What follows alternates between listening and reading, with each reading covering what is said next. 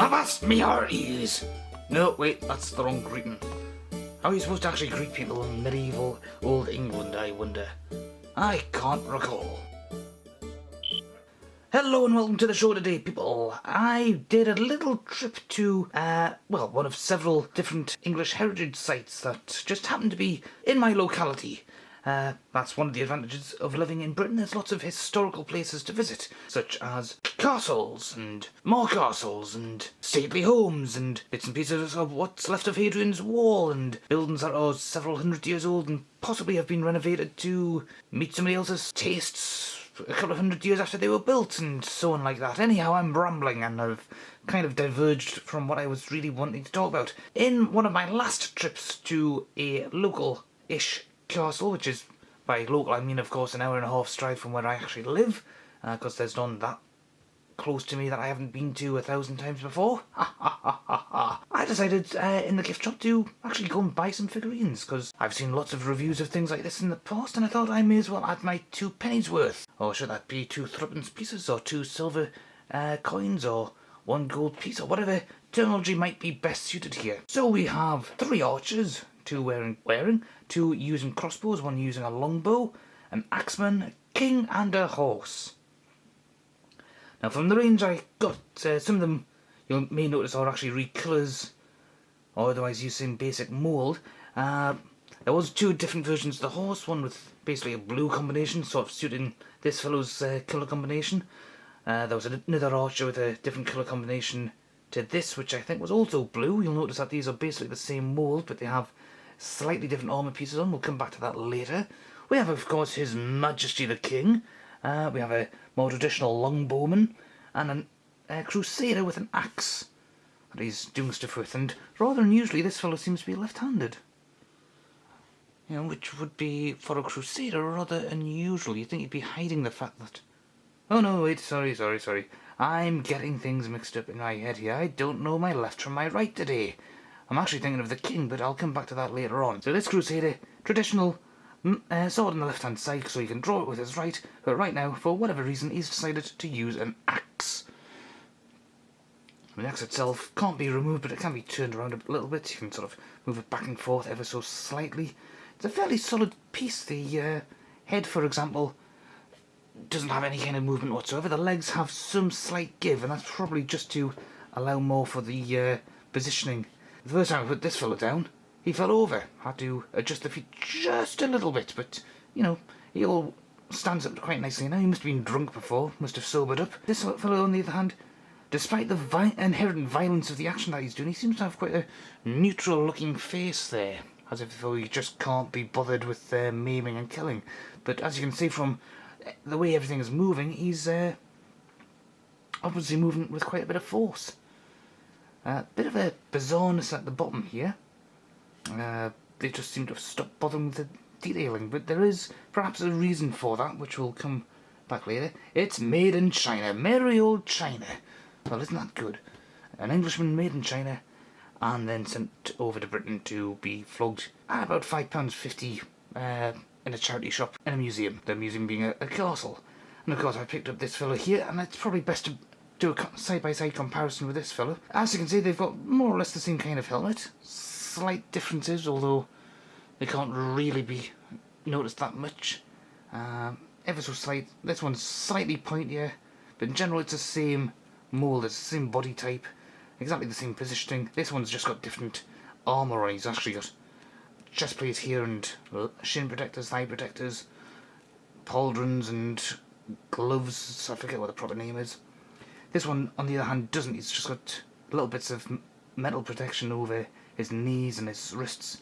And he's got, obviously, a chainmail shirt here, but other than that, just otherwise normal clothes. Exactly the same sword, just painted differently. Exactly the same crossbows, painted differently.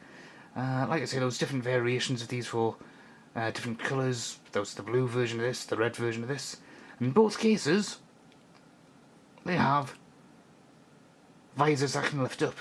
It looks like the painting job has been done more or less the same as well. Slightly off in some cases though. Although that's probably because they're aiming with the right eye and just keeping the left eye shut just to allow them to aim a little easier. I've just noticed that Possibly it's something to do with... Oh, that's actually damaged.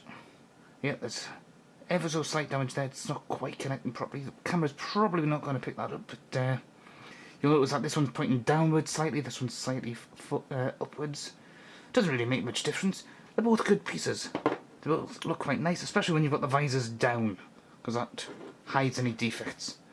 Now the Archer is one of my favourites here, the long bowman here. For whatever reason he's got a pole arm, so he can obviously down spears and try to keep people off from a distance if he needs to. No other weapons apart from obviously the arrows that he's got in his, on his back there. There was a blue version of this fella, but again, legs have a bit of give. So do these ones here, but not so much. There's only a very slight... It's a much more solid piece, this one. Don't remember how this one felt. This one's a little more rubbery, so possibly as a result of having all those extra bits on, that's just made him a little more stiffer, a little more unmovable. A bit like the real thing, the real knights would have been. But this fella's in loose chainmail helmet. That doesn't have any kind of fancy visor on. Unfortunately, this has bent slightly. It's probably going to be easy enough to fix back in place, but again, quite nice. Especially the attention to detail here. The string does actually loop around, and there's a noticeable difference. You can actually see where it's supposed to loop around here, of course. Okay, so I don't know how much I may have actually recorded there. For some reason, the camera went dead on me. No battery problems, anything like that, but I'll just do this. Just make sure I've got some usable footage. Can't really get the camera to focus on this probably at this point for some reason, but if I can, then you'll probably see that it's got a nice piece of attention to detail in that there's an actual loop that knot around there, and it's the same at the bottom. Overall, quite nice bits of attention to detail. We'll just put you down there because you're quite a nice piece. Arguably one of my favourites. And then here's the king, who's a bit on the sinister side, and you'll see why when you take a look at his armaments. He's holding his right hand out here, he's got his left arm out here. It's a bit on the loose side. He could possibly pull his sceptre out there, but why would you?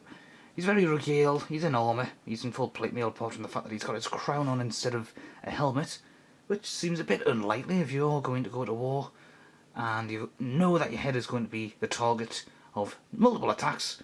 You would surely wear a helmet, but of course he wears a crown because he's a bit of a poser.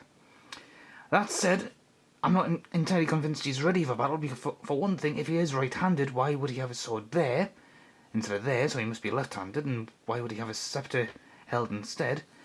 And then where's the rest of the sword? It's a very well-made piece, but unfortunately, the scabbard is covered by his cloak. But there's no obvious way for it to actually extend elsewhere. There's gaps in the clothing here, and you can see quite clearly and plainly that there is nothing to suggest that his sword is hidden amongst there. So this guy is just a complete and utter poser. A very nice fashionable poser, but still a poser. And then there's the horse. No! No! And what can you say about a horse, really? Well, it's there, it's rideable. Unlike some other reviews I've seen where the horses have an empty hollow shell in the middle, this one's a quite solid piece. The legs have a little bit of give, but all in all, quite a nice looking piece, quite a handsome fellow. Didn't actually come with a rider, and you'll remember I said earlier I'd come back to this fellow and his bizarre bottom.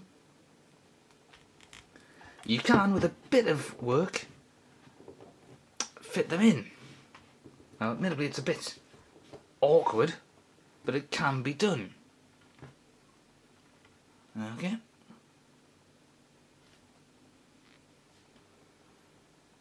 And quite a handsome fellow he looks there.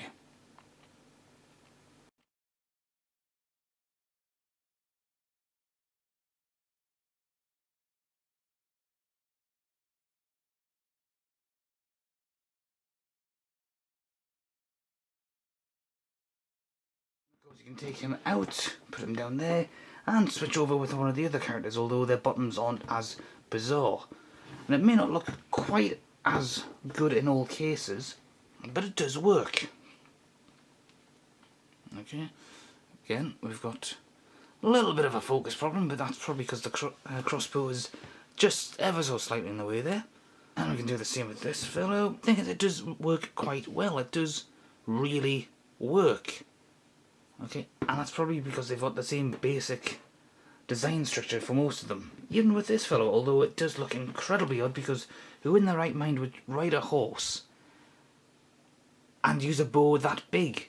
There were actually archers who used longbows, or at least bows along the same lines as a longbow. I think they were much shorter in general though, because it was easier to use on a horse. In this case, I suppose he could be making his escape, or he may just have picked this up just to defend himself, because take away that bow and the arrows, you could just make him part of the cavalry with that little pole arm he's got there. I say little pole arm, but that's quite a nice length. And of course the king might very well say something along the lines of, a horse, my kingdom for a horse. But of course, because of his regalia, he can't fit on.